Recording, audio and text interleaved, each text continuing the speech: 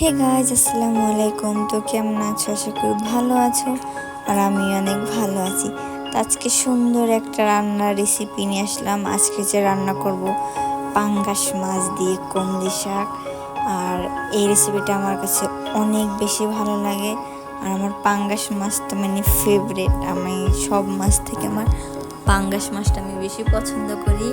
তো এখানে আমি কিছু পাঙ্গাস মাছ নিয়ে গিয়ে পুরা তেলে ফ্রাই করে নিছি। আসলে ঘরের মানুষ ফ্রাই করা খায়, আর আমি বিনা ফ্রাই ছাড়া খাই। মানে আমি মাছ ফ্রাই করে খাইতে পারি না, আমার ভাল লাগে না। আমি সবসময় কাঁচা মাছ খাই। তো এখানে আমি যে মাছ কয়টা ভাজার পরে আমি এখানে একটু পেঁয়াজ আর রসুন হালকা মশলা দিছি, বেশি না, কারণ যেহেতু শাক দেবো ভিতরে বেশি মশলা দিলে ভালো লাগবে না। তো হালকা মশলা দিয়ে নিছি। আর আমার ভিডিওটা ভালো লাগলে অবশ্যই লাইক কমেন্ট শেয়ার করে দেবা। আর চ্যানেলে নতুন হয়ে থাকলে অবশ্যই সাবস্ক্রাইব করে সাথেই থাকবা।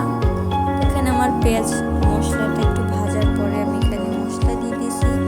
মশলার ভিতরে এখানে হলুদ, তারপর মরিচের গুঁড়া, জিরার গুঁড়া, লবণ, আর সেটা দিয়ে আমি এটা পানির সাথে মিক্সড করে তারপরে দিছি, কারণ এটা দিলে ভালো হয়, মশলাটাও পড়ে না। আর এই যে আমার পেটের কাঁচা মাছ, এটা আমি এখন কষাইয়ে নেব মশলার এটা দিয়ে। ভালো করে কষালে তার ওইটিকে মাছের গন্ধ আসে না, আর খাইতেও অনেক মজা লাগে। আমার কষানো মাছ মানে বেশি ভাল লাগে। তো এই যে আমার মাছটা পুরো কষানো শেষ হয়ে গেছে। এখন বাকি যে মাছ আছে এখন আমি ওইগুলো দেবো। আর অনেকে আছে যে পাঙ্গাস মাছ পছন্দ করেন না, জানি না কেন, কিন্তু আমার কাছে অনেক ভালো লাগে। আবার অনেক আছে পছন্দ করেন, কিন্তু মানুষের সামনে করতে তাদের খুবই লজ্জা লাগে। কারণ তাও আমি জানি না যে কিসের জন্য তারা এত লজ্জা পায় বা খায় না। আমার আমার তো মানে অনেক বেশি পছন্দ এই মাছটা। আমি মানে সারা মাস সারা বছর এক মাছ দিয়ে আমি ভাত খেতে পারবো, আমার মানে এটা এত পছন্দ।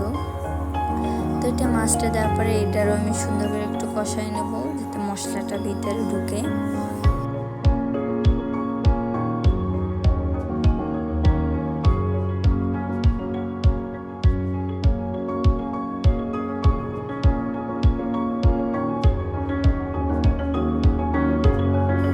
তো মাছ কষানোর পরে হয়েছে আমি এখানে পানি দিয়ে তারপরে আমি যে শাকগুলো আছে কমলি শাক, এগুলো আমি দিয়ে দেবো। আমি কমলি শাক একটু বড় করে রাখছি, উপর দিয়ে দিয়েছি। আর এটা মানে যখন সেদ্ধ হবে মানে চুষা অল্প একটু হয়ে যাবে, মানে এর জন্য আমি উপর দিয়েছি। পানি এখানে অল্প দিয়েছি, কারণ শাক দিয়ে প্রচুর পরিমাণ পানি ছাড়ে।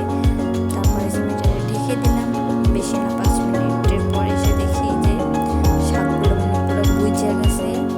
এটার এপাশ ওপাশ আর একটু লড়াই চাড়াই